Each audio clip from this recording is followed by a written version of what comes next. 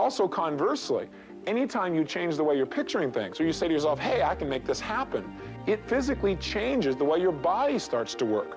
So these are constantly interacting with each other, both physiology and internal representations, on what we call a cybernetic loop. That is, if you affect one, it's going to impact the other, and vice versa. Right now, if I asked you about something that happened to you yesterday or happened to you when you were a child, if you told me what happened, would you be telling me exactly what actually occurred? Of course not. Everything that's going on in your head, all of your memories are nothing but myths. Because the reality is, any moment in time when you think you're having an experience, you're not getting the exact experience of what's happening in the world, but what you're actually getting is a set of triggers that your brain is coordinating to make images and sounds. In other words, your five senses are like triggers. They're like the keyboard to the computer, and somebody's hitting those keys. But I can go up to a computer and hit the keyboard, and sometimes on the screen I get paragraphs, and sometime on the screen I might get, different types of shapes. It may not be in paragraphs at all. And what determines what's going to happen is the organizing principle in that computer, the floppy disk, if you will, the programming it has.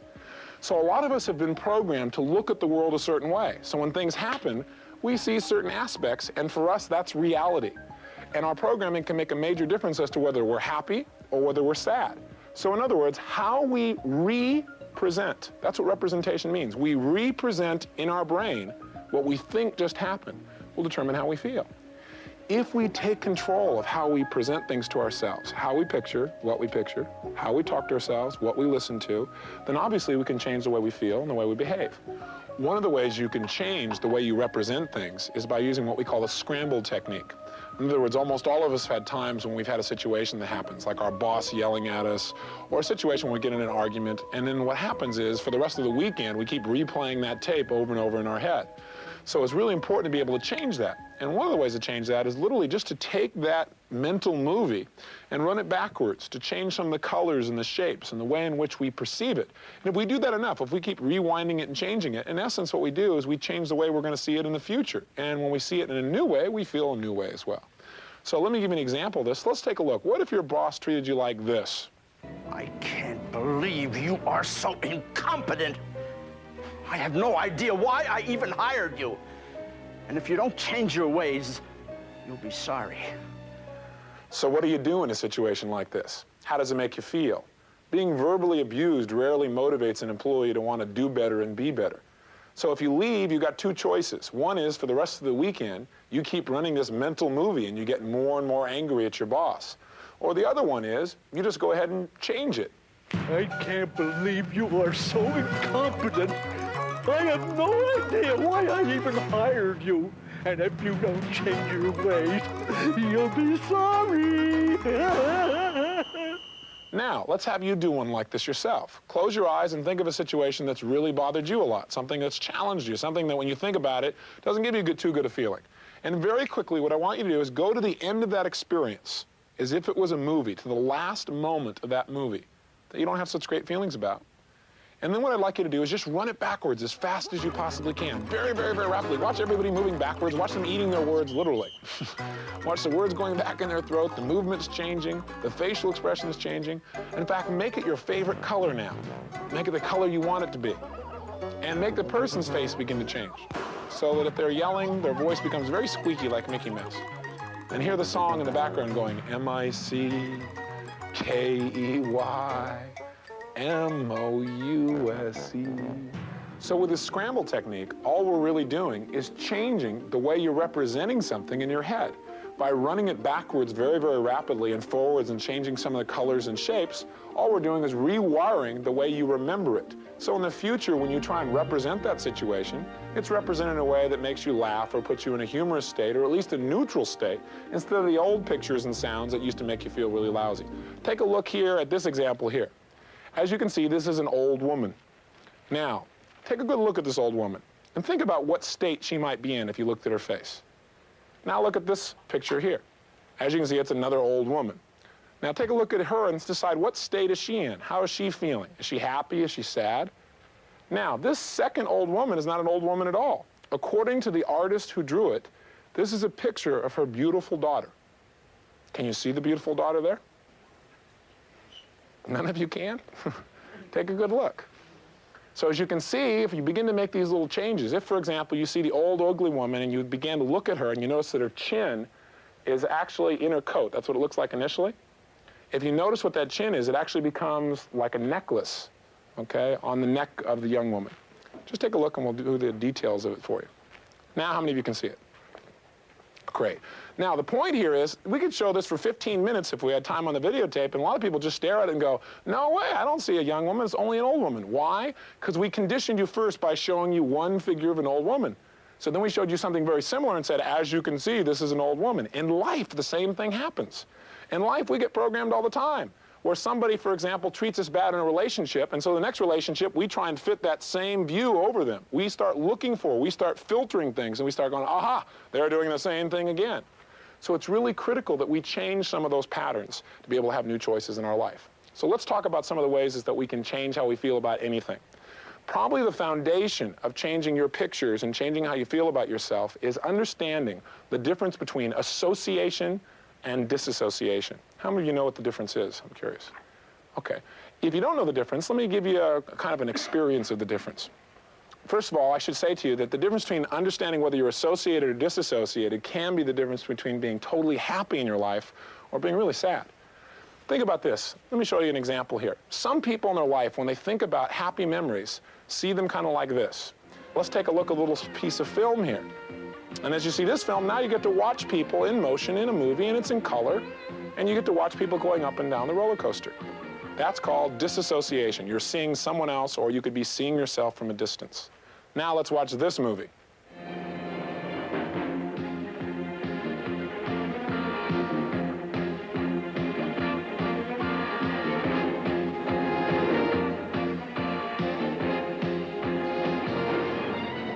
And as you can see, as you're watching this movie, your body begins to respond because you're fully associated. You're in the front seat. You can feel yourself going over the edge. You can feel yourself coming back up. You can feel the emotion firing off inside. If you want to be happy in your life, you've got to know when to disassociate and when to associate. Neither one is perfect for every situation. Some people in life totally associate to all the painful experiences of their life. You go, what was your childhood like? And they go, oh, God, I'll tell you, because all their feelings are right there. Because when they think of those memories, they're like in the experience feeling it, okay?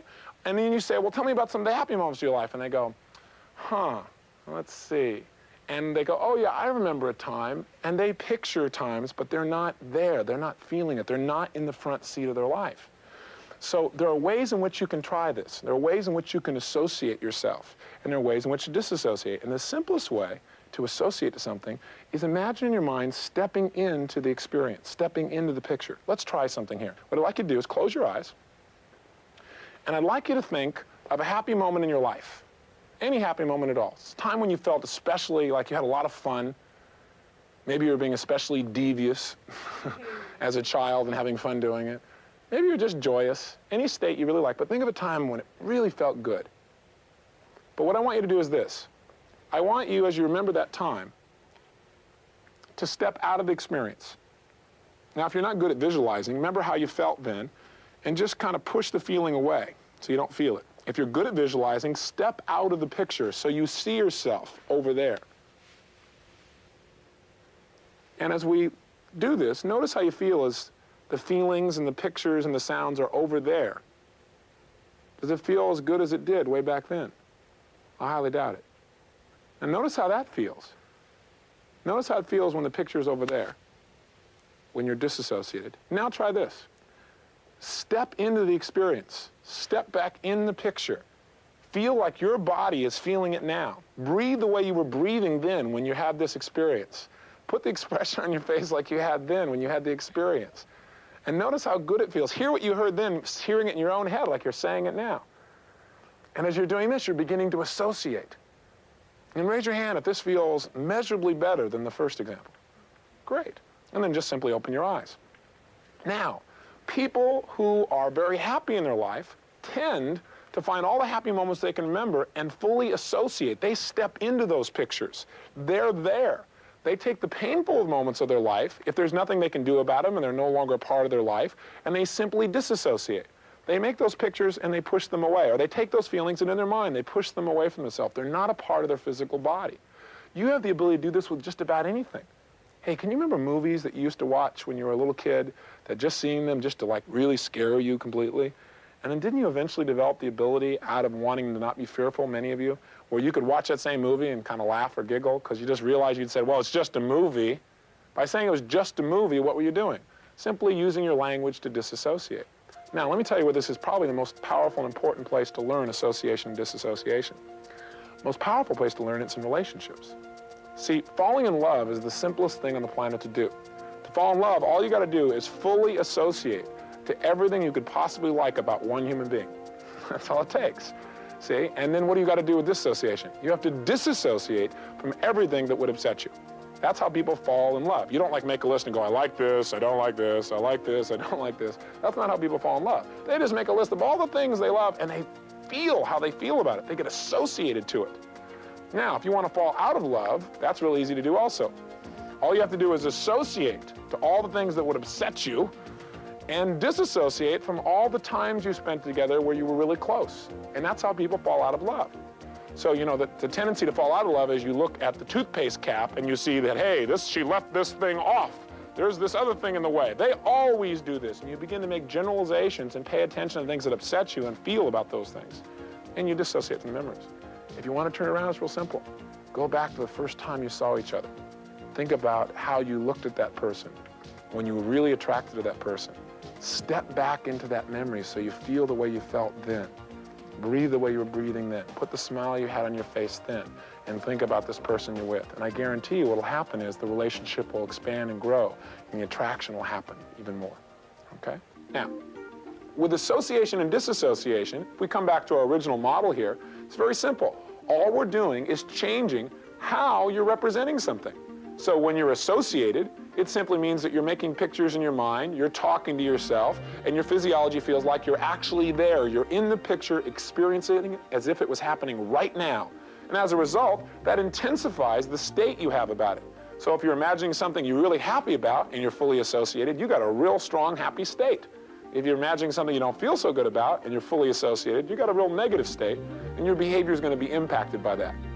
Disassociation is just making internal representations where you're outside of the picture, where things are happening away from you, where you can see it happening. And in those situations, the state is not as intense, and your behaviors are going to be impacted by that as well. How many of you here would like to motivate yourself instantly? You don't have to raise your hands. I know the answer. Everyone would.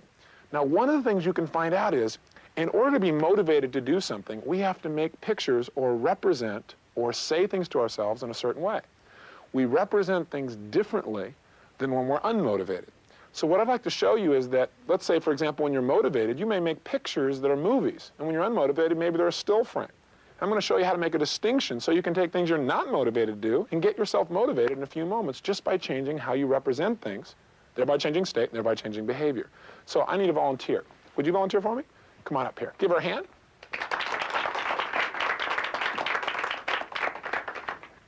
How are you? Hi. Have a seat. All right, Wendy, what I want to do is I want you to, first of all, think of something that's happened in your life or something when you think about it, it gets you really totally motivated. Is there anything like that in your life that if I said, hey, you want to go do this or do you want to take part in this, you get really motivated?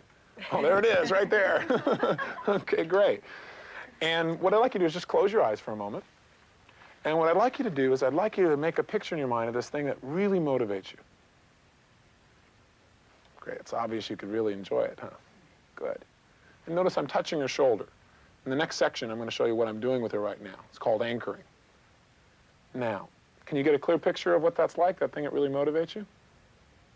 Good, good. Now, as you remember, tell me, is it a movie or is it a still frame?